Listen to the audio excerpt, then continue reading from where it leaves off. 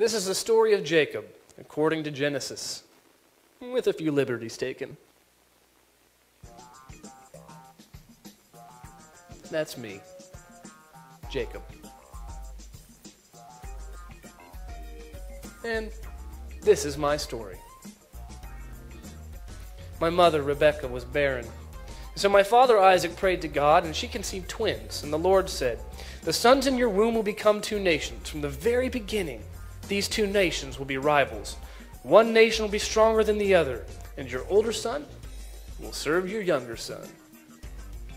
As we grew up, my brother Esau became a skillful hunter.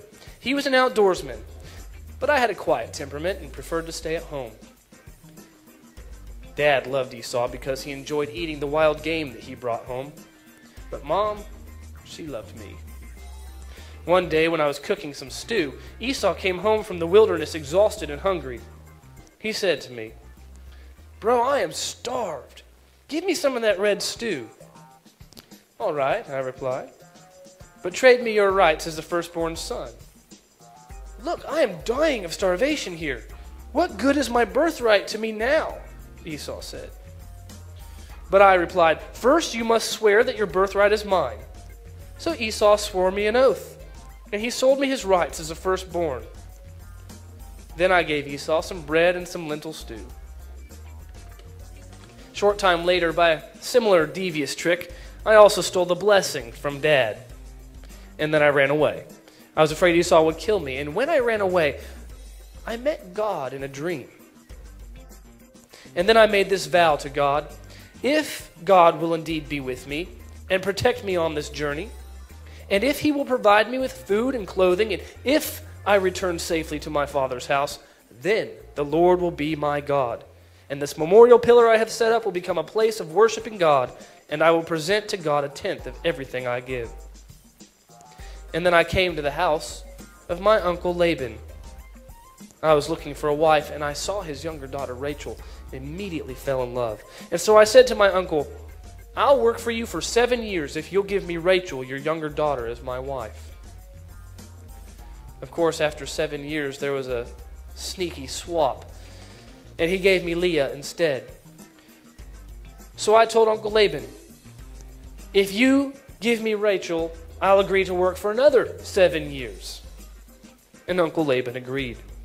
So a week after I had married Leah, my Uncle Laban gave me Rachel too. And I slept with Rachel, and I loved her much more than Leah. And so I stayed and worked for Laban the additional 7 years. These are the names of the 12 sons that I had. My sons with Leah were Reuben and Simeon, Levi and Judah. She also had Issachar and Zebulun, and later our daughter Dinah. The sons of Bilhah, who were my wife Rachel's servants, were Dan and Naphtali. My sons with Zilpah, who were Leah's servants, kids, were Gad and Asher. And finally, my wife Rachel also had 2 children, my sons Joseph and Benjamin. These boys later became the fathers of the 12 tribes of Israel.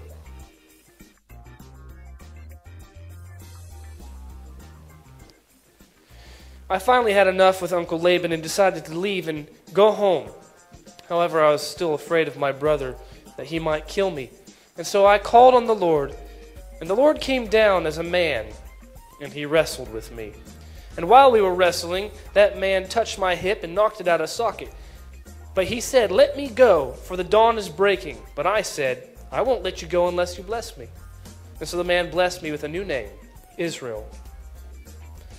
After all of this, and a little bit that I left out, I finally believed God.